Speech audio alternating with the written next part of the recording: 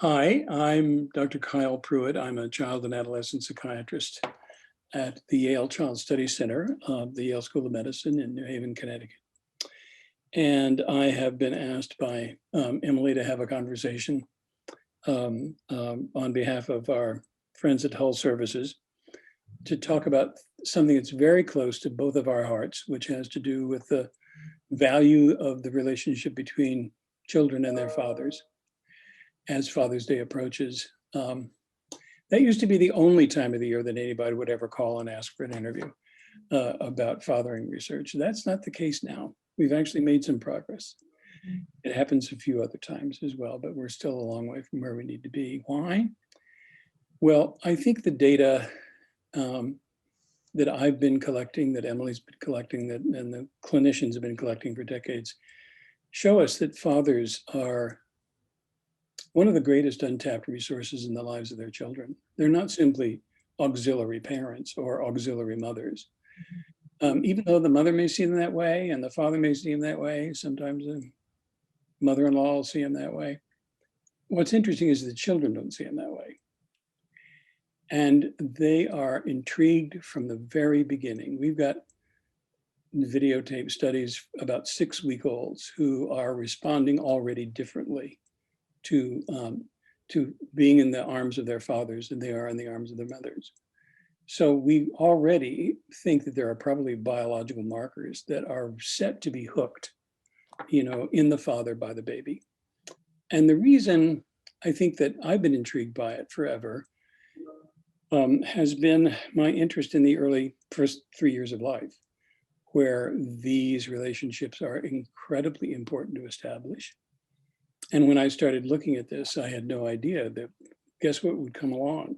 Hormonal research, neurobiological research that says, yeah, there's something to be gained for the father to be present in the baby's life right from the beginning. His hormones actually change. His testosterone goes down, his estrogen goes up.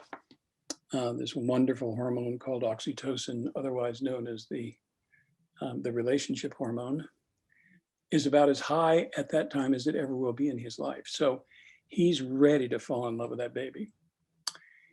And if he can let himself learn from that baby and find his way into the life of that child early, he'll be changed forever. Is it worth the trouble?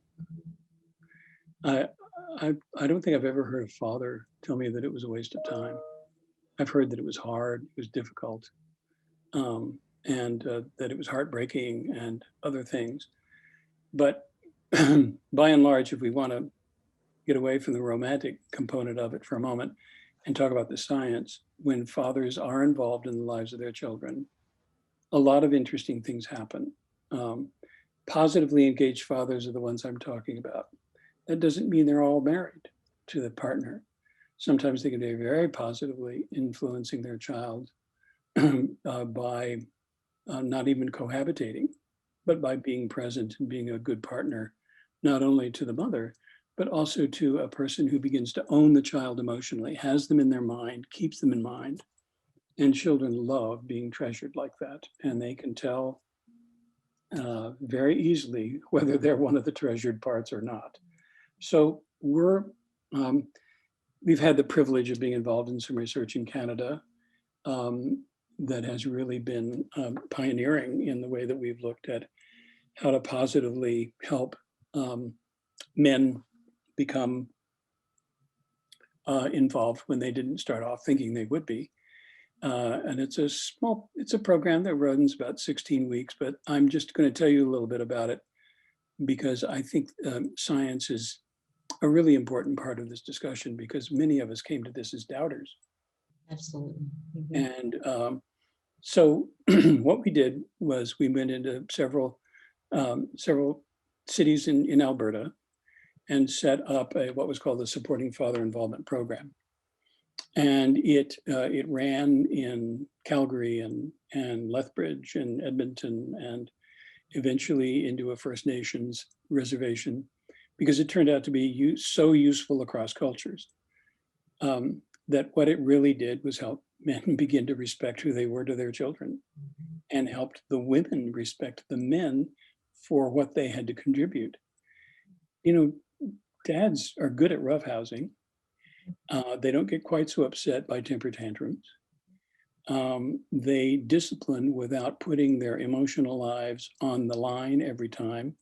It's not about a friendship. It's about learning how to be in the world. It's different than moms. Moms' contributions and their attachment really has to do with comfort and security. Dads are really interested in helping their children being safe once they're away from the mother.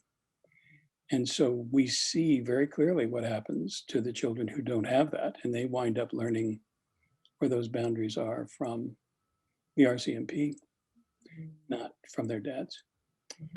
So kids who have engaged dads, they do better in school. They actually stay in school longer. Girls are very good at math when they've had an involved dad, even if he's not a nuclear physicist. There's something about being taken seriously as a mind and a brain, not just as a princess. Children have better problem solving skills. They're actually less aggressive. They've learned 2 ways to skin the cat, one from mom, one from dad. They put them together and they have a big repertoire of problem solving skills. Emotionally, they tend to be less rigid and more accepting of people who are different than they are, which is a very important thing in today's world. Finally, it's not just the kids who are changed, it's the men who are changed as well. Men who are positively engaged as dads live longer. I know it doesn't feel that way when you're doing it, but you do. I've done it 4 times. It also makes you more of an available emotional companion to almost everybody in your world. There's something about the way children soften us up, open us up, what it's like to be, what you begin to feel when that infant grabs your finger just through the isolette. Now, my medical training tells me that's simply a primitive neurological response. My psychological training tells me that's the beginning of an emotional connection, because the father feels reached for by his child. And it's that finger, as he tightens it around the finger, yeah, I own you, you own me, we're connected, buddy. A month ago, he may not even been cool about being a dad. Now he's ready to lay down in front of a truck for his baby. And that's partly oxytocin at work. Fathers, one of the reasons they live longer is there are fewer accidental deaths. I think they stop skydiving and sell their motorcycles when they become dads. But so it's a win-win. I'll tell you who I'm most concerned about honoring this message are mothers. Because we have laid on mothers for generations that everything is going to be their responsibility and their fault. And so we set them up kind of from the beginning to have to do everything right, have to do it, the way my mother did it for me, even though I may have hated it. It's the only way I know how to do it. And it's often hard for a mother to step back a little bit and watch the drool accumulate on the clothing, or watch the shoe kind of threaten or watch the father roughhouse with the baby when it's the last thing they need before it's going to bed at night. It's hard for mothers to back away. But unless they do, the father and the child will never get to know each other well enough that he's really a co-parent. So moms, on Father's Day, you have the greatest gift you could ever give your child, which is to appreciate their dad directly, openly, be explicit, because he needs it big time. He actually needs it bigger time than you do. You get a lot of support from, doing it well in your culture and your sisters and the sisterhood. That comes at you all the time. Men don't get that from their social. So if you really want to honor him, he doesn't need a tie. Certainly his COVID has finished off tie wearing, maybe.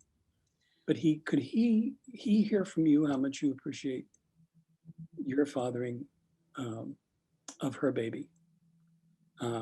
Guess what? You might even get the dishes done that night. Or there might even be some vacuuming that he does over the weekend, because he's going to feel valued and appreciated. That is, that only you can give that gift. And I hope that you do it more than just Father's Day. That's beautiful, Kyle. So I want to ask you too. So if this is the first time that the father has heard this message and their child is about adolescent age, what message would you want to give to the family unit at that point? I know I've been talking about babies partly because that's when the window is open widest and when That's you get the biggest bang for the buck. yeah. And if I'm a government policy person and I have limited resources, where am I going to put them? Mhm. I'm going to put them at the beginning because it'll benefit everybody else in the family. But Absolutely. dads, you are never off the hook. Your child's hunger for you actually never goes away. And so when you begin to take seriously, and it's not, there are times in life when it's easier to be a father to a child than not. And other times when it's really hard. Mothers have the same experience. Mother, you ever had a 13-year-old daughter? You know what that's like.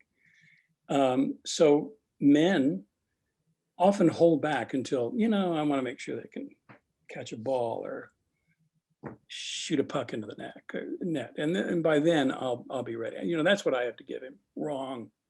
You got stuff to give him right from the beginning.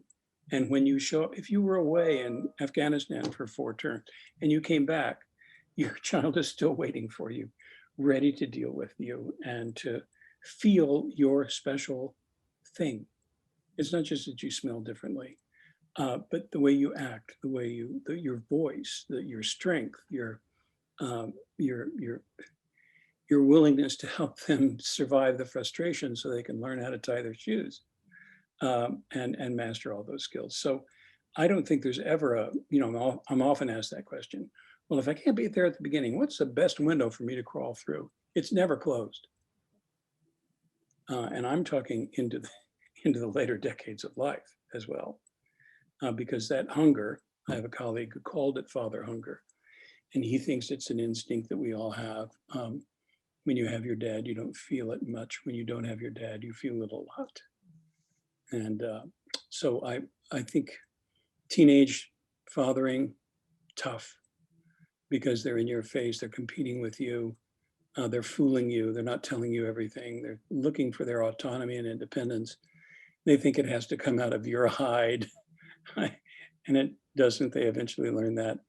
So, steadfast, firm, hand on the tiller, uh, watch your temper.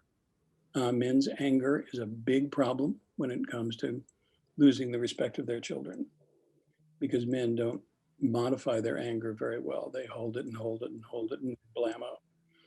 And so I think that's something, by the way, we teach our teenage boys to do, and we could really do a lot better job of helping them manage that. What about what would you say to the men who have fathers? So now they're grown up. So we've kind of talked about the infant ages, we've talked about adolescence. Now the men are grown up. Do you have anything that you feel like they should be saying to their own fathers, or any kind of messages for adult men to their fathers?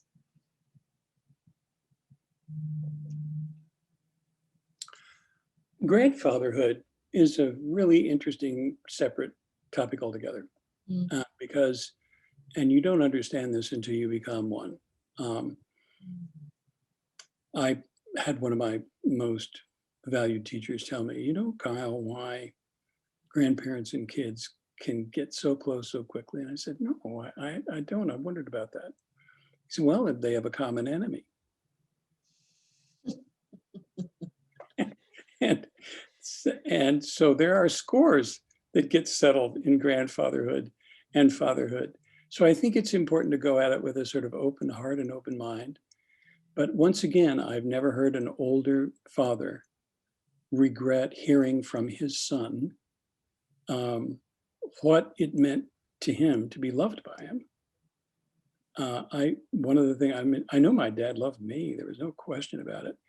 But I never heard him say, I loved being your father, Kyle. who am I to demand that? But there's a part of me that would really love to have heard it. Mhm. Even though I knew it, it's helpful when it comes in the ears. So that's a gift you can give. Mhm. Um, and if you've got questions, everybody's got their warts, and we're not all great, and there are no perfect parents or grandparents.